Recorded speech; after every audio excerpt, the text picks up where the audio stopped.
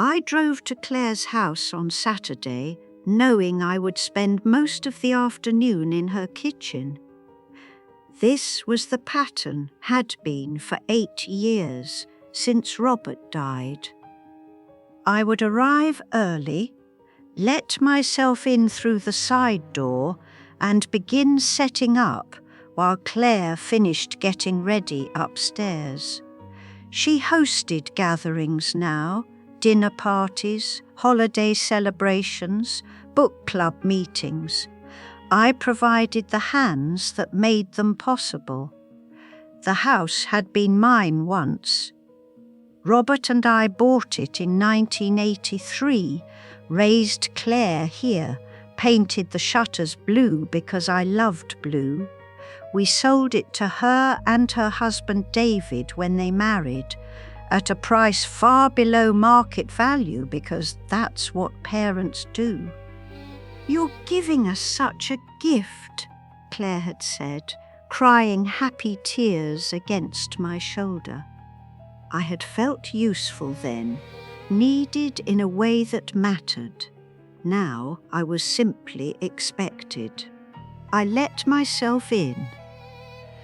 The kitchen was already a disaster. Dirty prep dishes in the sink, something burned in the oven, half-chopped vegetables abandoned on the counter. Claire appeared in the doorway, wearing a silk blouse and anxiety. "Oh, thank God, I'm completely behind. Can you just—" She gestured vaguely at everything and disappeared. No hello, no "How was your week, Mum?" No acknowledgement that I had driven 40 minutes through traffic to be here.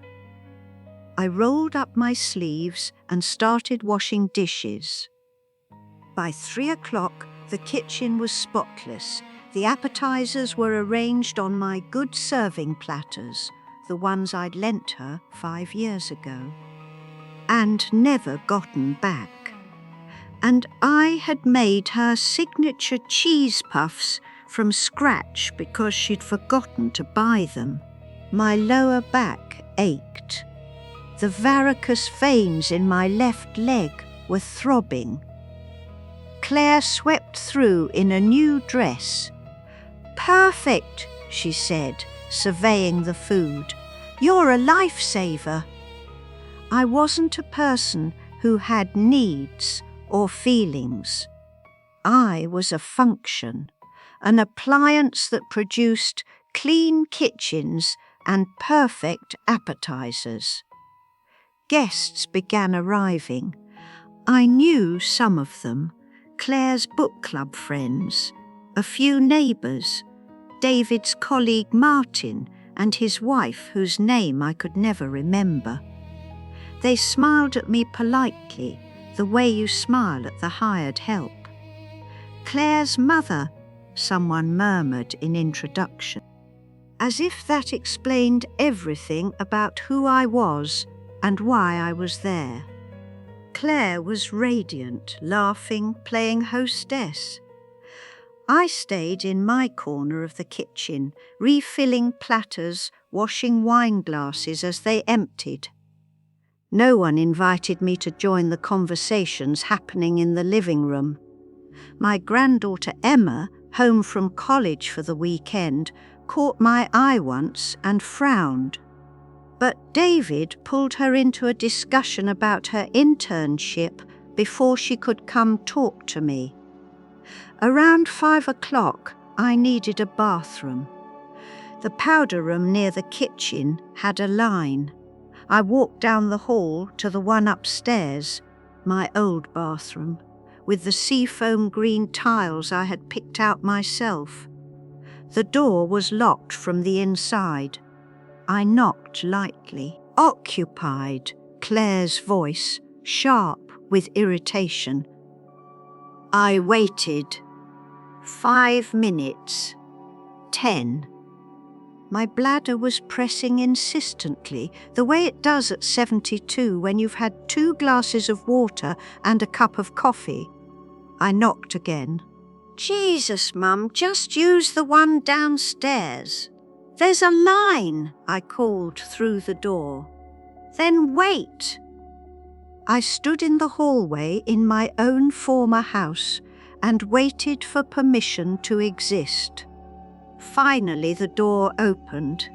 Claire emerged with 2 other women, younger, perfectly made up.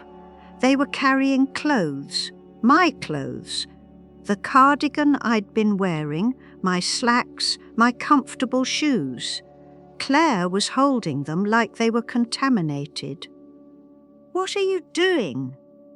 The words came out smaller than I intended. "You can't wear that," Claire said. Not unkindly, but with the same tone she might use to tell a child they couldn't wear pajamas to school. "Emma's getting some of her things. You'll change before people see you like that." I looked down at myself. A simple navy cardigan, grey slacks, sensible flats, nothing stained or torn, nothing inappropriate, just old, just me. "Claire, it's embarrassing, Mum."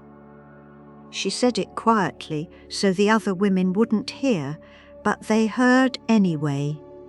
They exchanged glances. One suppressed a smile. They walked away down the hall, carrying my dignity with them. I stood there in my bra and slip in the bathroom doorway, 72 years old, while my daughter's friends pretended not to stare. The cold air from the hallway raised goosebumps on my arms. My hands trembled when I crossed them over my chest. This was the moment. Not the years of Claire borrowing money. Not the times she'd cancelled plans with me because something better came up. Not even the day she'd said, "You don't understand, you've never had a career," as if 30 years of raising her had been vacation. This was when something inside me went very still and very cold. Emma appeared with an armful of clothes. "Nana, I'm so sorry." Her voice cracked. She was mortified. Not for herself, for me. "It's fine," I heard myself say. The lie came out smooth and automatic, decades of practice making it easy. Just a misunderstanding. I took the clothes into the bathroom and closed the door. Locked it this time. My hands were still shaking. The dress Emma had brought was a floral sundress, something a woman half my age might wear to a garden party. It was tight across my hips and too low at the neckline. I looked ridiculous. I looked desperate. I looked exactly how Claire wanted me to look, diminished. I stood at the sink and stared at myself in the mirror above it, the same mirror where I used to help Claire with her makeup before prom, where Robert would shave every morning while humming off-key. My face looked unfamiliar. When had I become someone who could be stripped and redressed like a doll? When had I stopped being a person and become a problem to be managed? Downstairs, I could hear laughter. The party continued without me, the way it would have continued if I hadn't been there at all. I smoothed the ridiculous dress, took a breath, went back downstairs. No one noticed. They were all gathered in the dining room around David, who was telling some elaborate story involving a client and a conference room disaster. I stood in the doorway and watched my daughter laugh, throwing her head back, touching David's arm affectionately. She looked so happy. I thought about all the times I'd swallowed my needs to make her happy. Hundreds of times, thousands. So many I'd stopped counting somewhere in her teenage years and never started again. Martin, David's collie, was leaning against the wall near the kitchen, also half listening to the story. His wife was beside him. Susan, I remembered suddenly. Susan, who worked in estate planning. "And that's why we're saying wait until the fall," Susan was saying to someone else, another couple I didn't know. "Let her have one more summer in that big house, then move her somewhere smaller. David says the property value alone, plus the investments," the other woman added. "I mean, if she's not even using them." They were talking about me. I stood very still in my granddaughter's too-tight dress and listened to my daughter's friends plan out my future like I was a piece of furniture to be repositioned. Something crystallized in that moment. Something sharp and clear and absolutely certain. I had spent 8 years being helpful, being grateful for scraps of attention, being small enough to fit into the spaces they permitted me to occupy. I was done. I walked through the party in Emma's dress and met every gaze that landed on me.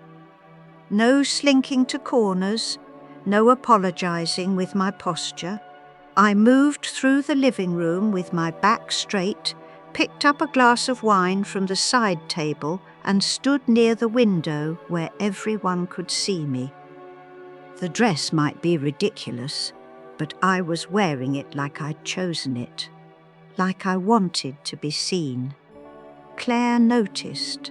Her smile faltered mid-sentence when she spotted me across the room. Something flickered in her eyes. Surprise, maybe concern. But she recovered quickly, turning back to her conversation as if nothing had happened. I sipped my wine, watched, listened. Susan and her husband had moved on to discussing vacation homes. The couple who'd been planning my downsizing were now debating the merits of different caterers. No one mentioned me again. I had served my purpose as a topic of conversation. Emma found me by the window, Nana. Her voice was tight. "Are you okay?" "I'm fine." "You're not fine." Mom was... She stopped, struggling for words. At 20, she still believed things could be fixed with the right apology, the right explanation. That was awful. "Yes," I agreed. It was. "I'll talk to her." No. The word came out firmer than I intended. Emma blinked. I softened my tone, but not my meaning. "This isn't your problem to fix, sweetheart." She looked like she wanted to argue, but David called her name from across the room, and after a moment's hesitation, she went. I finished my wine and set the glass down. Walked to where my purse sat on the bench by the front door. I'd left it there when I arrived, 7 hours ago now, when I'd still been someone who believed her presence mattered. Claire intercepted me in the hallway. "Where are you going?" "Home." "But we haven't even had dinner yet." She glanced back toward the dining room, where guests were beginning to drift. "Waiting for the meal to be served. I need you to..." "No." The word hung in the air between us, simple, final, a complete sentence that required no elaboration. Claire's face went through several expressions in quick succession: confusion, annoyance, something that might have been genuine surprise. What? I'm going home, Claire. But the food. You're a grown woman. You can manage your own dinner party. Are you upset about the dress? She lowered her voice. Because I was just trying to help. You looked old. I finished for her. I looked old because I am old. That's not what I meant. Yes, it was. I picked up my purse. My keys were in the side pocket where I always kept them. Their familiar weight, oddly comforting. You meant exactly that. Mum, you're being dramatic.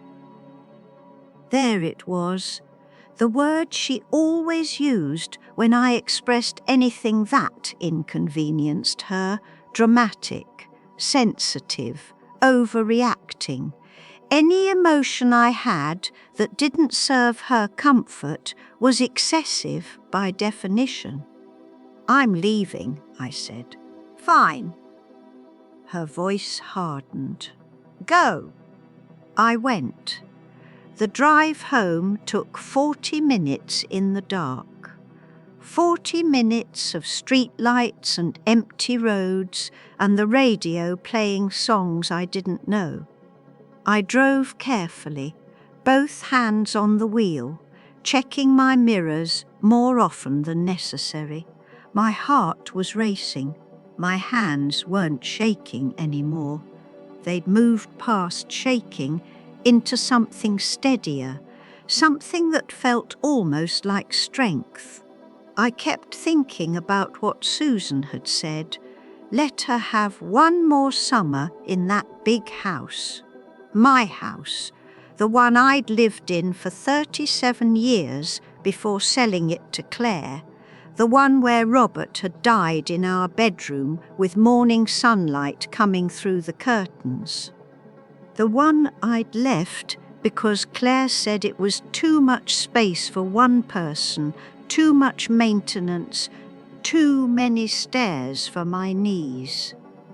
I'd moved into a smaller place, a tidy 2-bedroom condo that Claire had chosen, walking through it once with David while I trailed behind offering opinions no one asked for.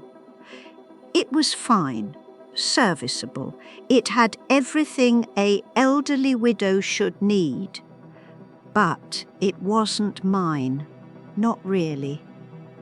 I'd never hung pictures, never painted, never done more than the bare minimum to make it livable because some part of me was still waiting for permission to exist in my own space. And now they were planning what to do with that space when they moved me somewhere even smaller. Somewhere I presumably wouldn't need permission because I wouldn't have enough room to make choices anyway. I pulled into my parking spot at 9:47 p.m. The condo was dark and silent. I left my shoes by the door, Emma's shoes, technically, cream-coloured wedges that pinched my toes, and walked through the rooms in my bare feet. Everything was exactly as I'd left it. Clean, tidy, impersonal as a hotel room. I stood in the living room and looked at the furniture Claire had chosen. Beige couch, beige armchair, glass coffee table with nothing on it except a single Architectural Digest magazine from 3 months ago that I'd read once and never touched again. This was supposed to be my downsizing. My fresh start, my new chapter. It was a storage unit for a woman who was waiting to die. I sat down on the beige couch in Emma's dress and felt something crack open inside my chest. Not dramatically, no sobbing, no collapse.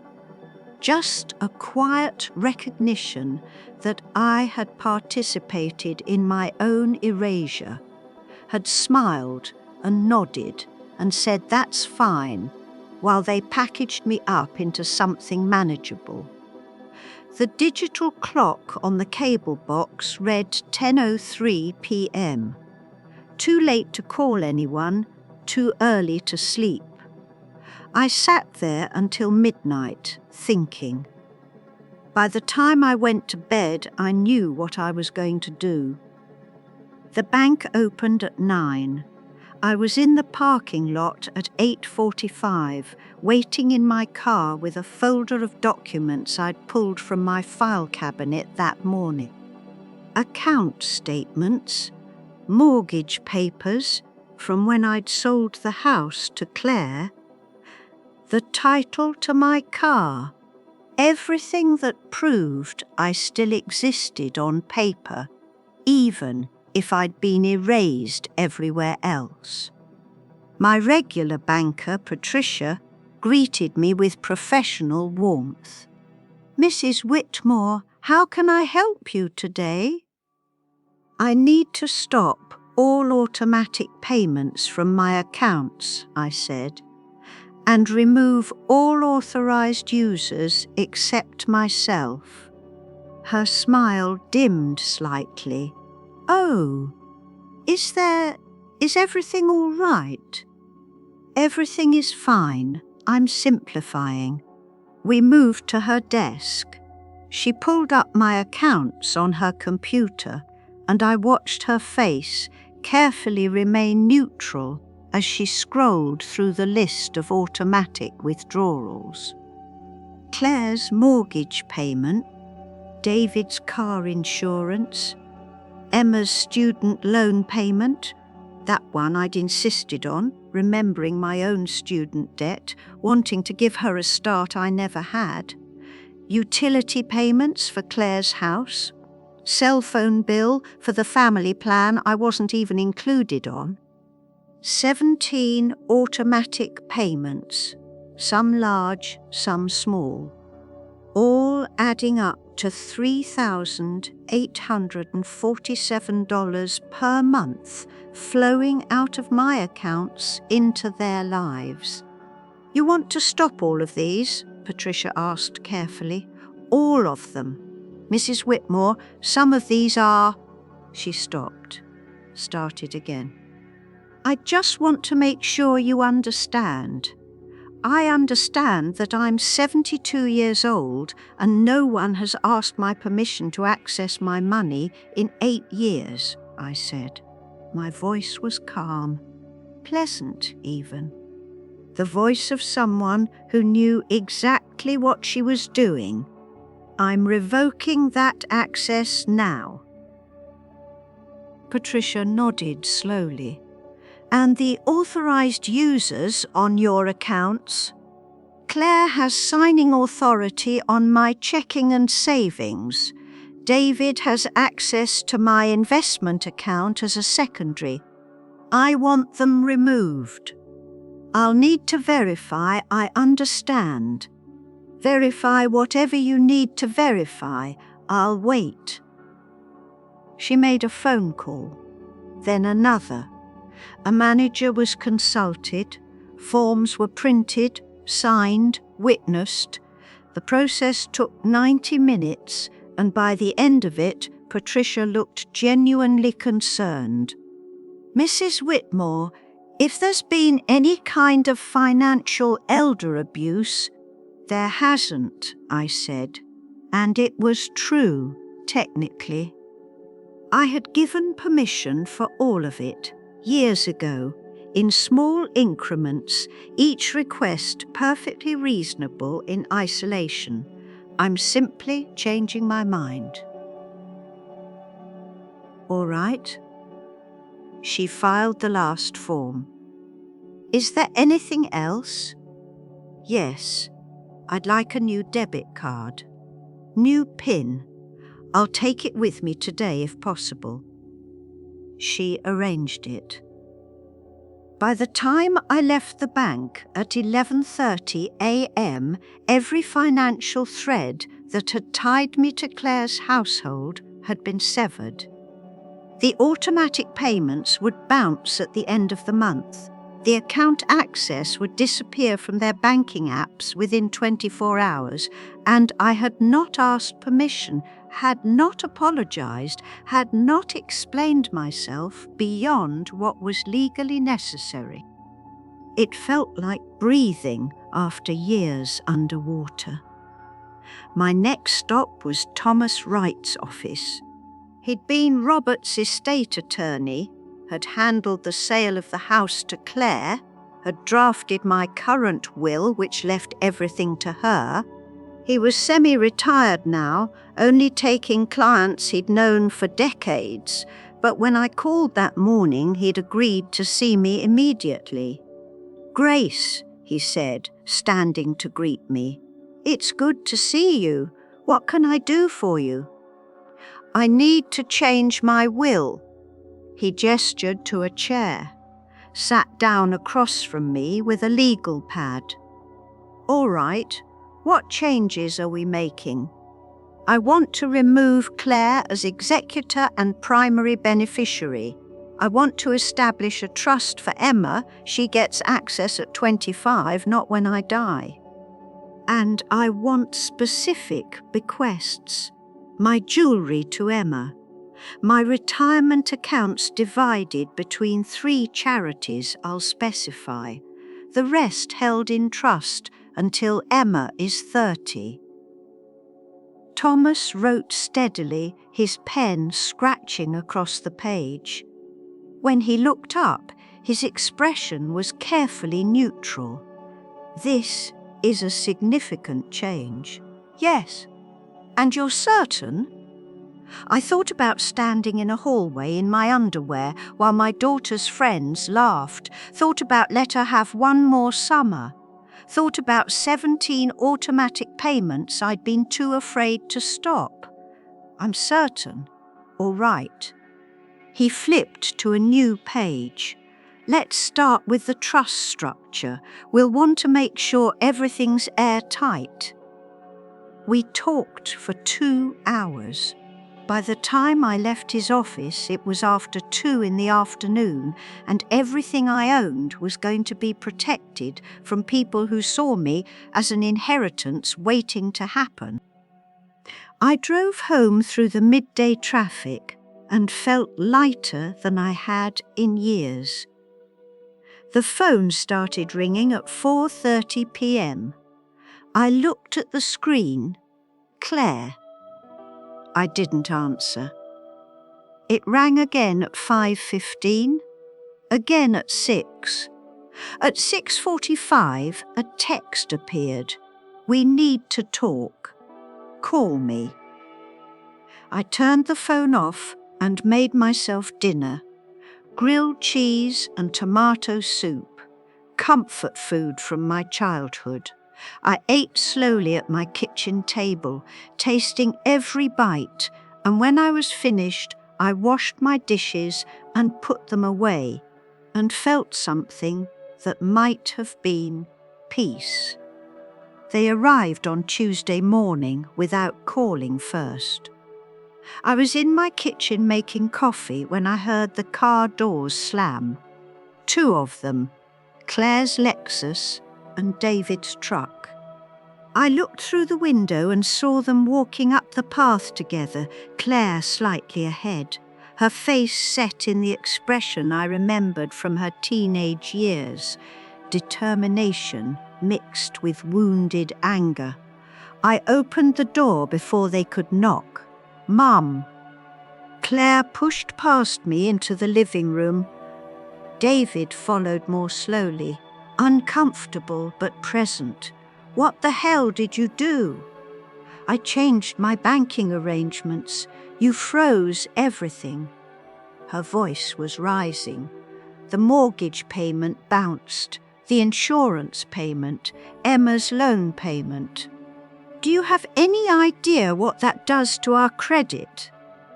I'm sorry you're inconvenienced. Inconvenienced?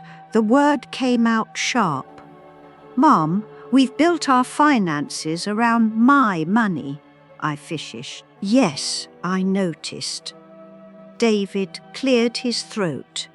Grace, I think there's been some misunderstanding. If you were concerned about the amounts, I'm not concerned about the amounts. I'm concerned that no one has asked me permission to take them in 8 years. You gave us permission. Claire's hands were shaking.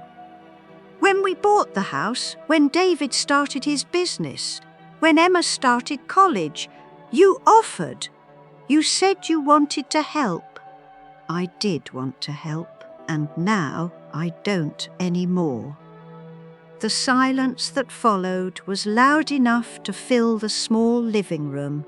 Claire's face went through several expressions before settling on something cold.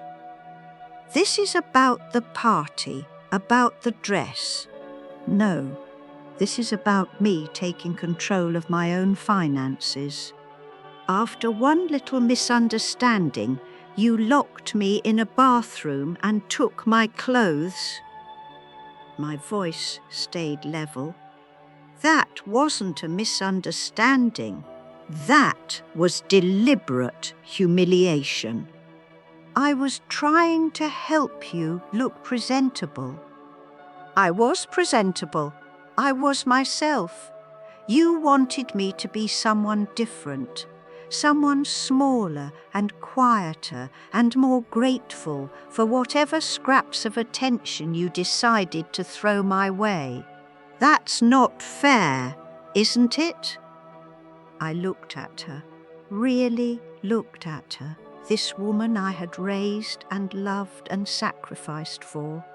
When was the last time you asked me how I was doing?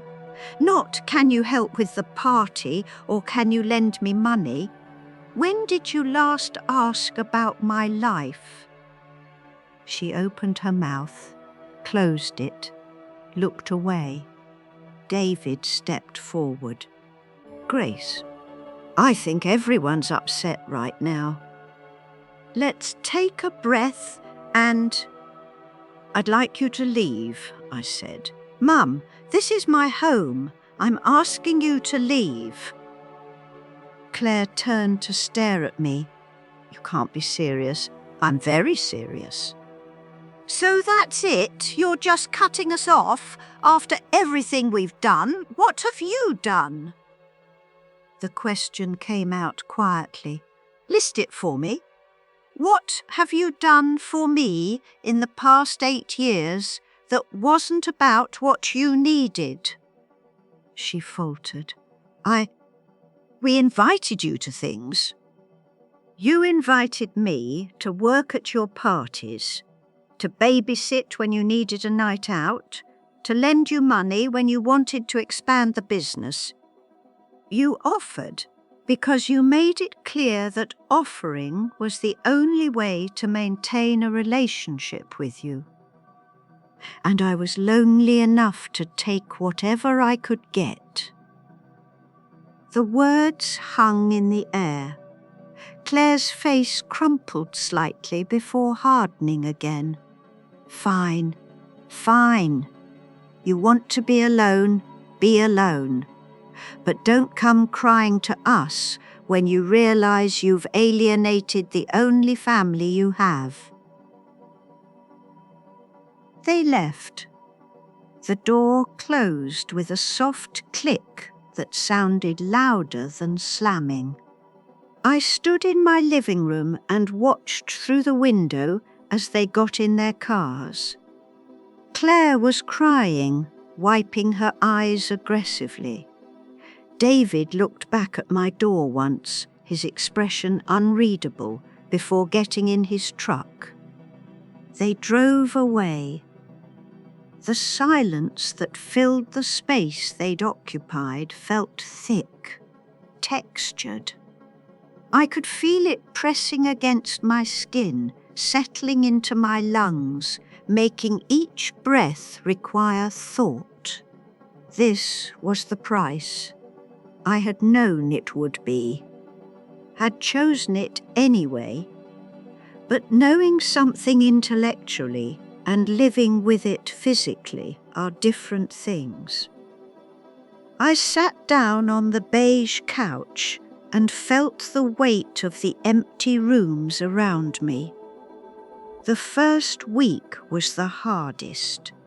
No calls, no texts, no dropped by to see how you're doing visits that I'd secretly hated but also secretly needed.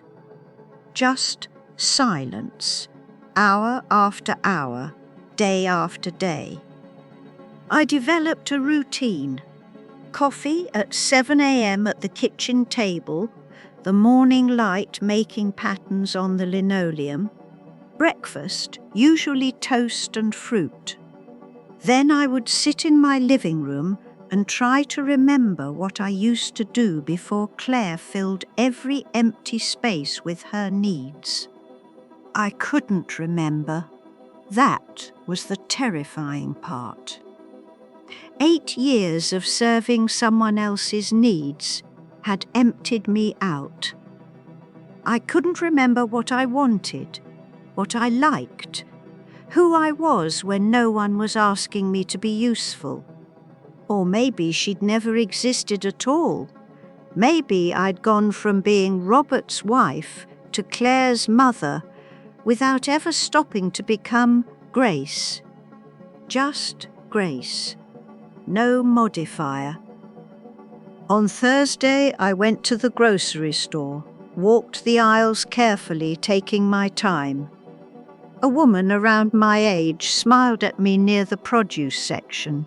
"Lovely weather we're having," she said. Yes, I agreed, and wanted to cry because it was the first full conversation I'd had with another human being in 3 days. I bought groceries I actually wanted: good cheese, expensive crackers. The fancy jam I always skipped because Claire said it was wasteful. At home, I arranged them in my refrigerator and felt a small, guilty pleasure at having made choices for myself. But the pleasure was thin. Underneath it was the constant hum of doubt. Was I being selfish? Was this really about boundaries, or was it petty revenge for one bad afternoon? Had I overreacted? Was Claire right? Was I dramatic, sensitive, unable to take a joke?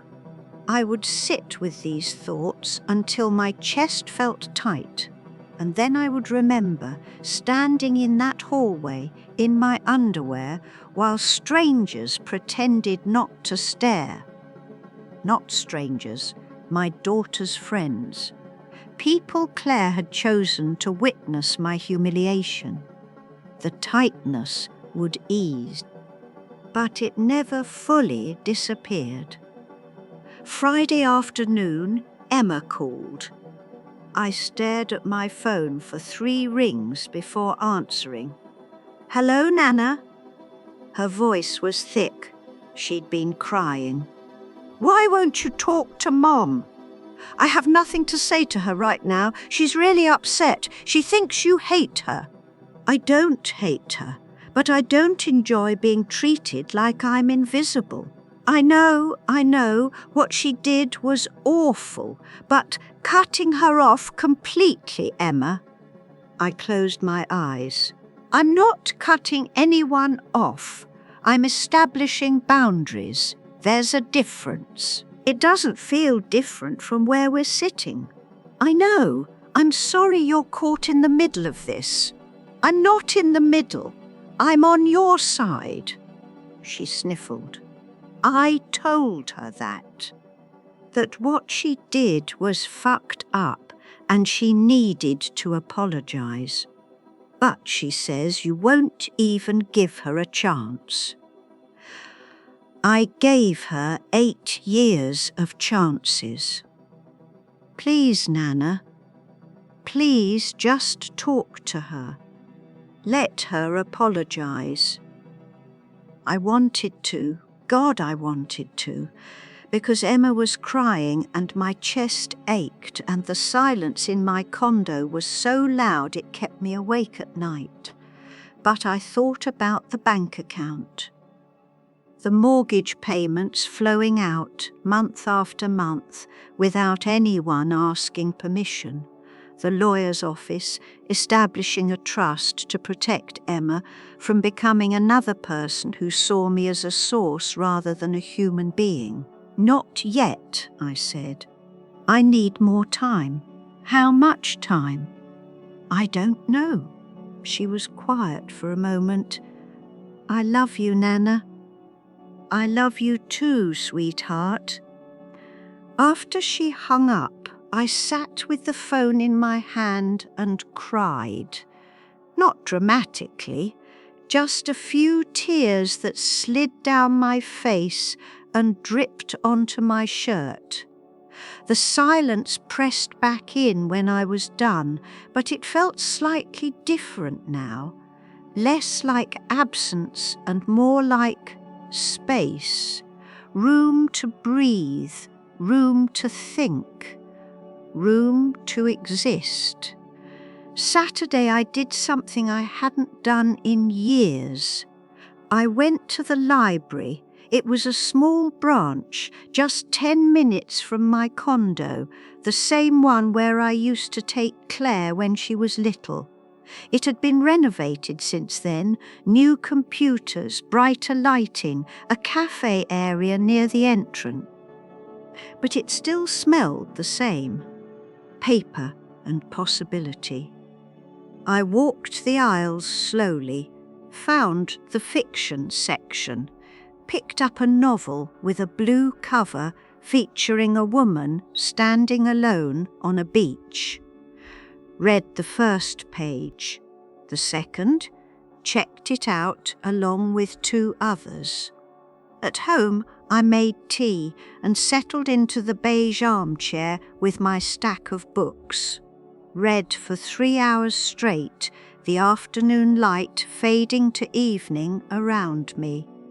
No one interrupted, no one needed me to be anywhere or do anything. It should have felt lonely. Instead, it felt like remembering, like finding something I'd lost so long ago I'd forgotten what it was called. The second week was quieter, not better exactly. The silence still had weight. But I was learning to carry it differently. I woke on Monday and made coffee without checking my phone first. This was new. For years, my mornings had started with Claire's texts. Can you pick up the dry cleaning? We need dinner for 8 on Thursday. Emma's birthday is next week, don't forget. Small demands that accumulated into the architecture of my day. Now, my phone stayed dark. No messages, no missed calls, nothing. I should have felt relieved.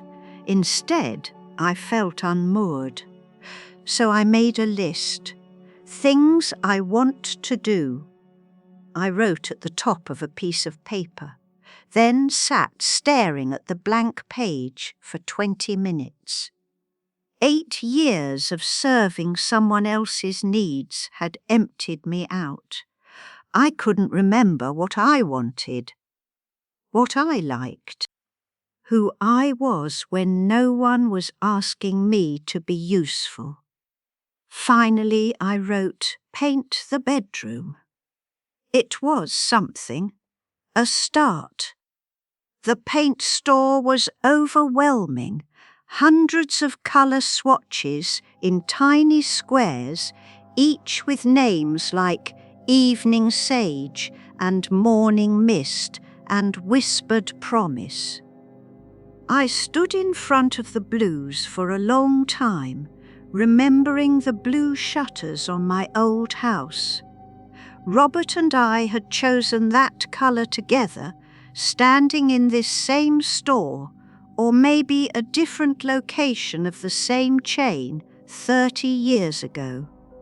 "Can I help you find something?" A young man in an orange apron appeared beside me. "Blue," I said, "for a bedroom." "What kind of blue?" The question felt enormous. What kind?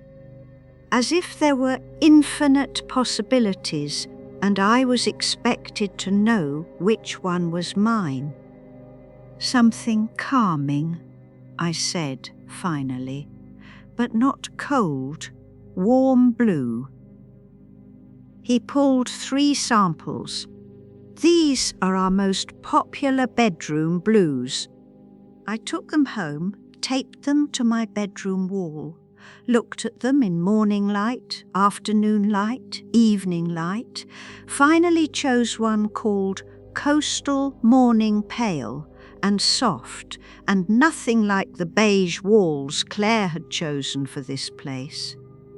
On Wednesday, I bought 2 gallons and spent the afternoon painting. My shoulders ached. Paint splattered on my glasses. I had to stop twice to rest my back. But by evening, the bedroom was transformed. Blue. My blue. Chosen by me, paid for by me, painted by me while no one watched or commented or suggested a different shade. I stood in the doorway and looked at what I'd done and felt something unfurl in my chest. Something that might have been pride. Thursday afternoon, Emma texted, "Can I come see you? I miss you." I stared at the message, felt the old automatic response, rising, of course, any time, "I'll make cookies," and stopped myself.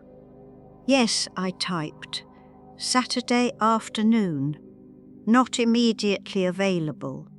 Not eager to please. Just yes." She arrived at 2 with her partner Maya, who I'd met exactly twice at family gatherings where no one had bothered to introduce us properly.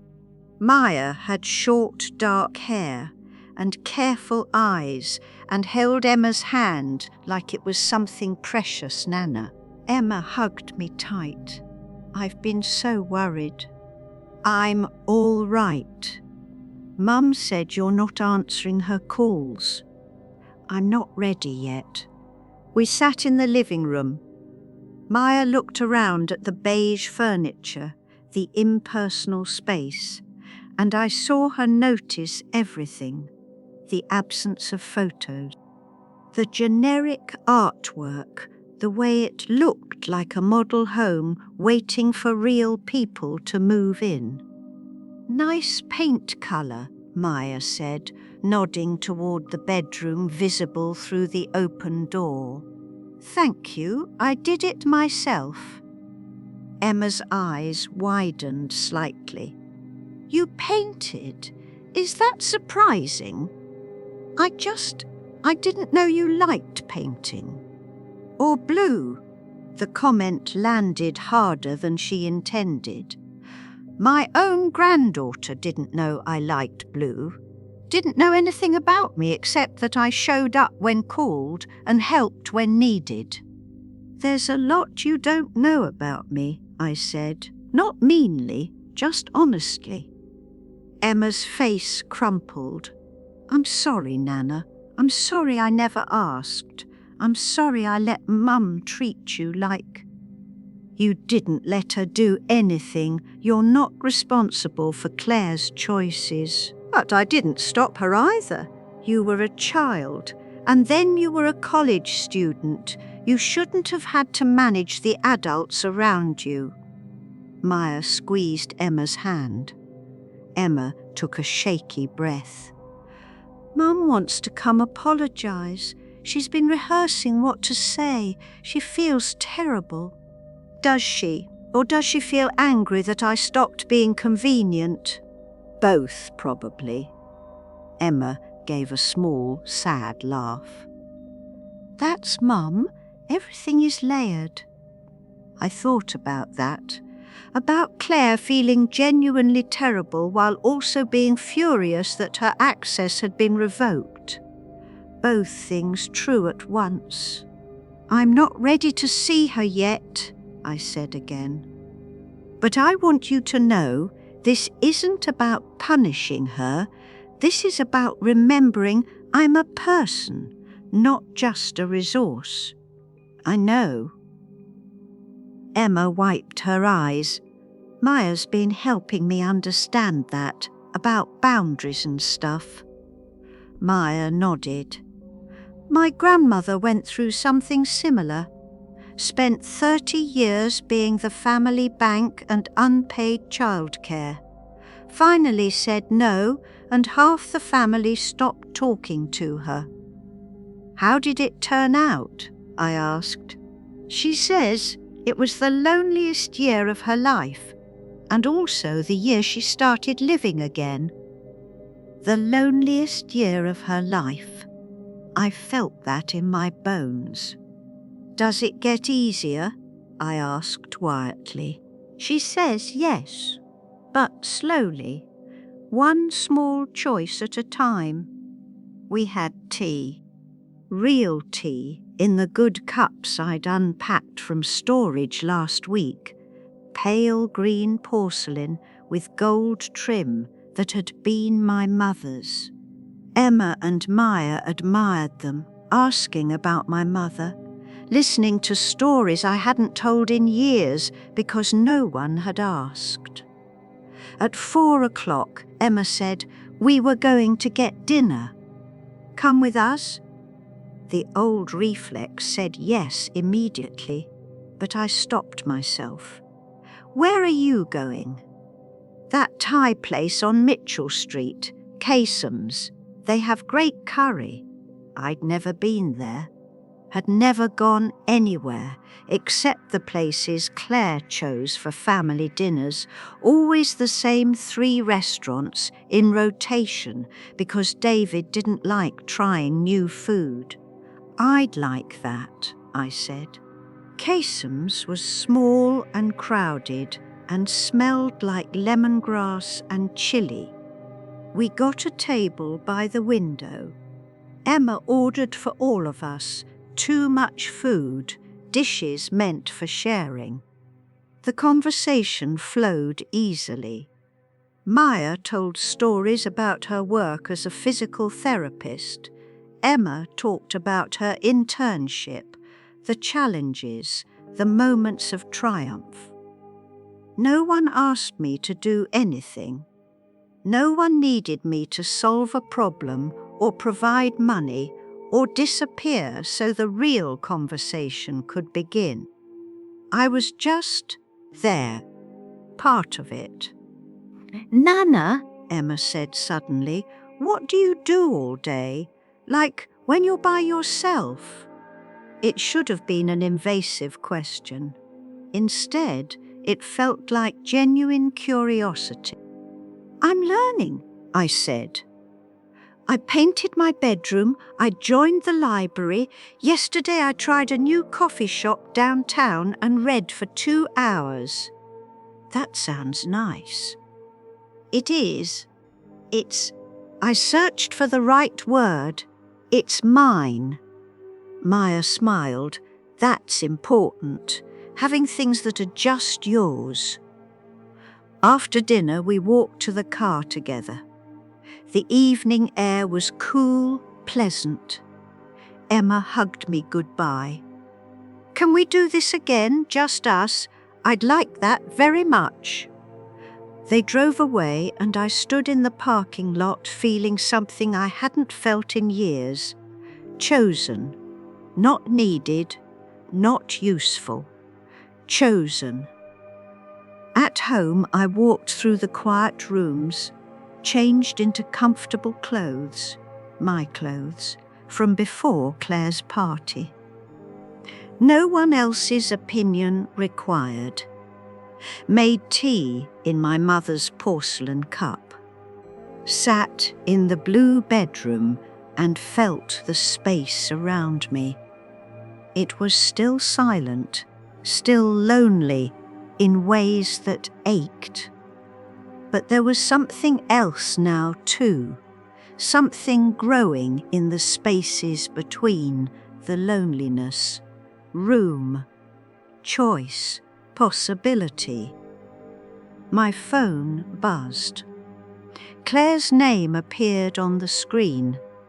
I looked at it, felt the pull to answer, to smooth things over, to make it easier for everyone, turned the phone off instead.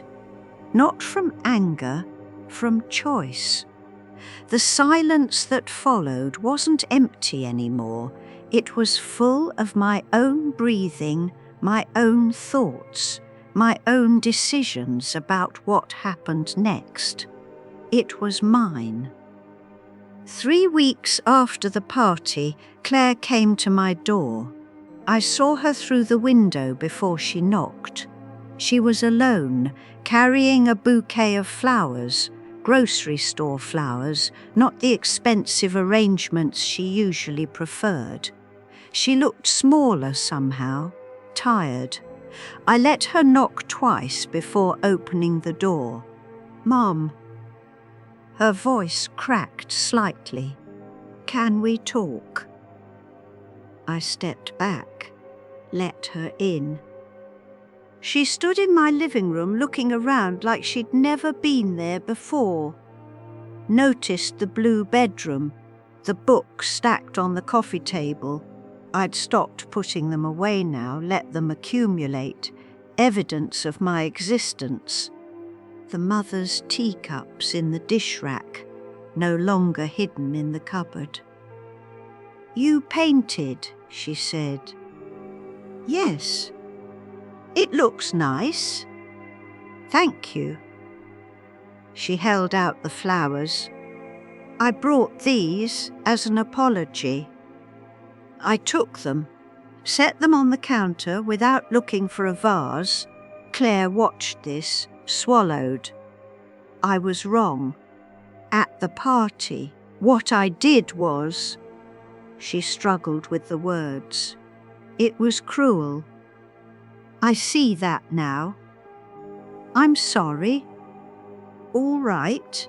She waited. When I didn't say anything else, she continued. I talked to my therapist.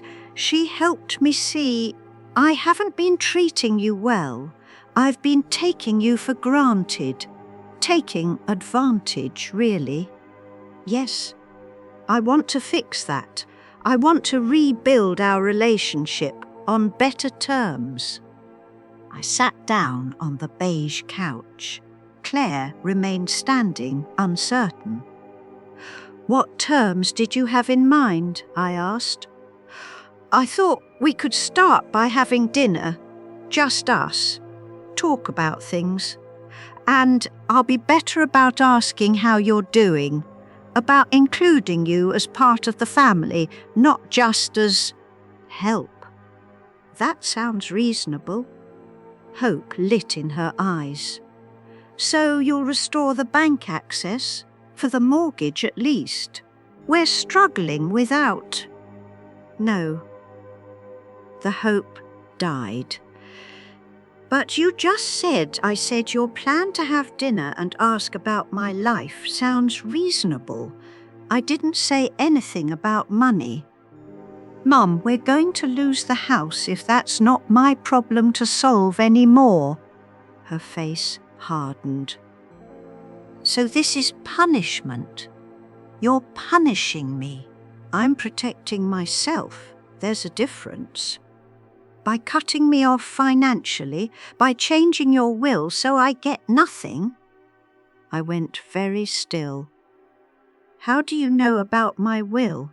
She had the grace to look embarrassed. Thomas Wright's paralegal is in David's book club. She mentioned you'd been in, making changes. I see. Mum, I'm your daughter, your only child. Everything you have should go to me when you're gone. That's how it works. That's how it worked when you treated me like a person. Not anymore. You're being vindictive. I'm being clear." I stood up, facing her across the small room. "Claire, I love you, but I will not be used by you anymore. I will not be taken for granted. I will not be humiliated in front of your friends and then pretend it didn't happen just to keep the peace." I apologized. You apologized for the party. You didn't apologize for the 8 years before it.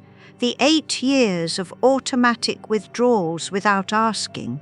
The 8 years of cancelled plans when something better came up. The 8 years of treating me like I existed to serve your convenience. I didn't realize. Yes, you did. You just didn't care. The words hung in the air. Harsh, but true. Claire's face went white, then red. "Fine," she said, voice tight. "Fine. You want to die alone in this sad little condo with your grocery store flowers and your painted bedroom?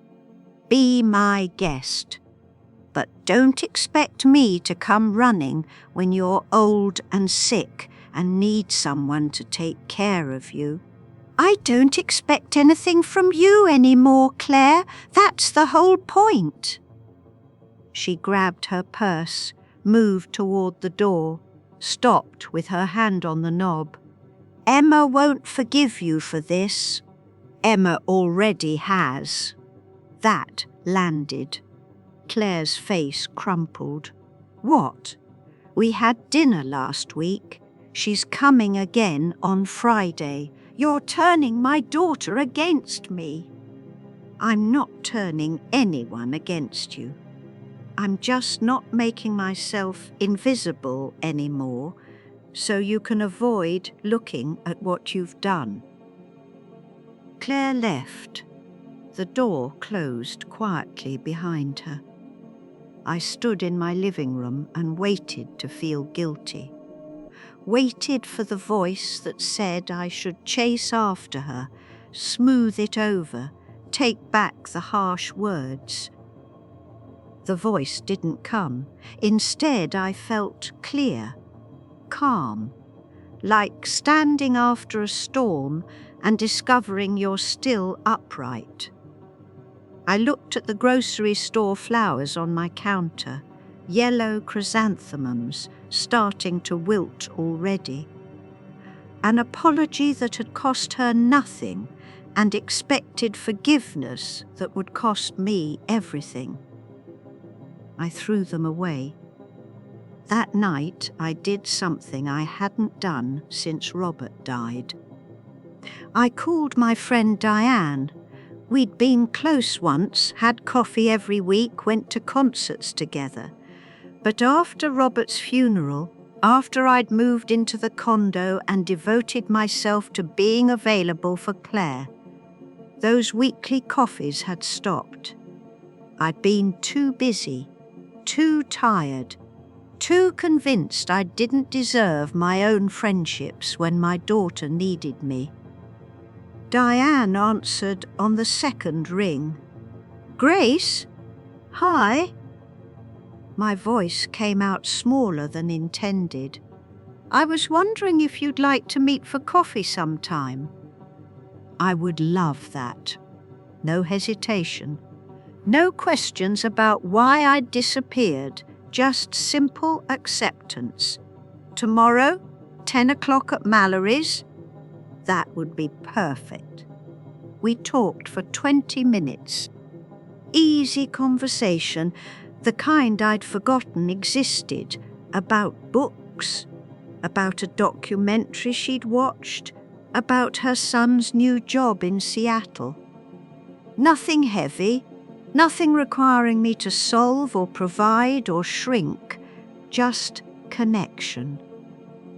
When I hung up, the silence in my condo felt different again. less like loss and more like potential. Friday, Emma came for dinner.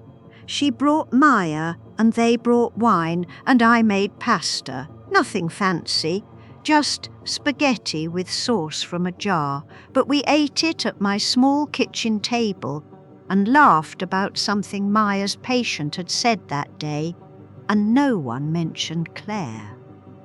"Have you heard from Mom?" Emma asked finally, carefully. She came by, brought flowers, and I told her I wasn't ready to rebuild on her terms. Emma nodded slowly. "How do you feel about that?" "Sad," I admitted, but also relieved. "Yeah." She took a sip of wine. "That tracks. She thinks I'm punishing her." "Are you?" I considered the question. "No, I'm just refusing to be punished anymore." Maya raised her glass. "I'll drink to that." We did. All three of us, toasting boundaries and hard conversations and the difficult work of remembering you're a person.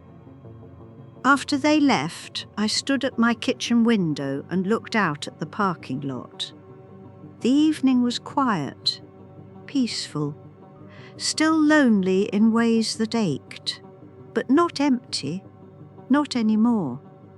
I had painted a bedroom blue, had coffee with an old friend, had dinner with my granddaughter without first earning the right through service, had made choices, small ones, daily ones, that added up to a life that was mine, not perfect, not free of pain, but mine, and that was enough, more than enough. It was everything. 6 months later, I am sitting in my blue bedroom drinking coffee from my mother's porcelain cup when Claire texts, "Emma's birthday dinner next Saturday. Can you come?" I look at the message for a long time. 6 months ago, I would have said yes immediately, would have offered to bring dessert, arrived early to help set up, stayed late to clean, would have made myself useful enough to justify taking up space. Now I write, "What time? I can stay until 8. She responds, "Dinner's at 6. That works. No argument, no guilt trip, just acceptance. This is what boundaries look like. Not walls, not punishment, just clarity about where I end and she begins."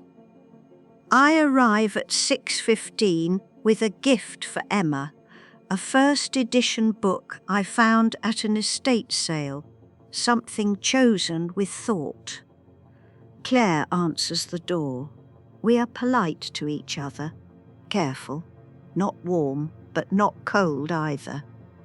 Inside, Emma hugs me tight. David nods from across the room. The hostility is gone. In its place is something like respect. I stay until 7:45, eat dinner, sing happy birthday, give Emma my gift. Then I say I should go. Already? Claire's voice has real disappointment in it. I have plans. "Oh, well, thank you for coming." I drive to Mallory's and meet Diane for coffee. We sit by the window and talk about everything: books, her pottery class, my volunteer work at the library, the trip I'm planning to Vermont. At 9:30 she asks, "Are you happy, Grace?" I think about it. Really think. I'm not happy the way I thought I would be.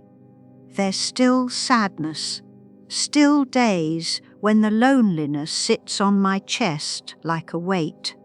But I'm at peace, and that's better than happiness. It lasts longer, She reaches across the table and squeezes my hand. I'm proud of you. No one has said that to me in years.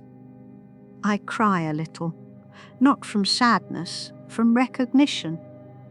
When I get home, I walk through my condo slowly, turning on lights. The blue bedroom, the books on every surface, the photographs I finally framed and hung. Robert and me at the Grand Canyon, Emma as a baby, my mother in her garden.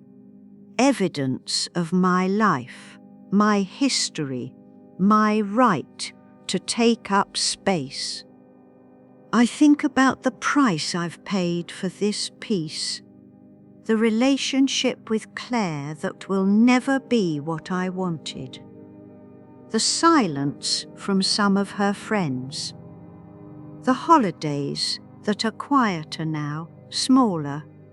I don't regret it. I thought I would, thought the loneliness would break me. But loneliness is just empty space, and empty space can be filled with things you choose. I chose Diane, weekly coffee that became monthly book club, that became a small circle of women learning the same lesson. You don't stop being a person when you become a grandmother. I chose Emma, dinners and phone calls and honest conversations. I chose myself. Finally, at 73, after decades of shrinking, I chose to take up exactly the amount of space I needed. If you're reading this and you recognize yourself, the one who always says yes, who makes yourself small, who swallows needs until you forget you have them, I want you to know something. Your silence isn't kindness, it's abandoning yourself. Your availability isn't generosity, it's teaching people you don't matter. Your yes when you mean no isn't keeping the peace, it's keeping yourself imprisoned. I know you're afraid of being alone, afraid of being called selfish, afraid that if you stop being useful, you'll stop being loved. But being used isn't being loved. I am 73 years old and I am learning to live in my own life. Some days it's hard. Some days I miss the old arrangements. Some days I wonder if I made the right choice. But then I sit in my blue bedroom drinking coffee, making plans that serve no one but myself, and I know I am not a function, I am a person. You are too. It's not too late. It's never too late. Say no, change the locks, take back what's yours. The silence will be loud at first, but eventually you'll hear yourself in it. And that voice? She's worth listening to. Tonight I stand at my bedroom window, looking out at the parking lot, at the familiar cars and street lights making patterns on wet pavement. My phone sits on the nightstand, silent. Not because no one calls, but because I choose when to answer. My will sits in Thomas Wright's office, protecting everything I've built. My blue walls surround me, my space, my colour, my choice. In the morning I will call Diane. I will paint my kitchen yellow. I will make plans that include only me and require no one's permission. I am 73 years old. I am learning what it means to live, and every day I am becoming more myself, not less, more. Finally, more.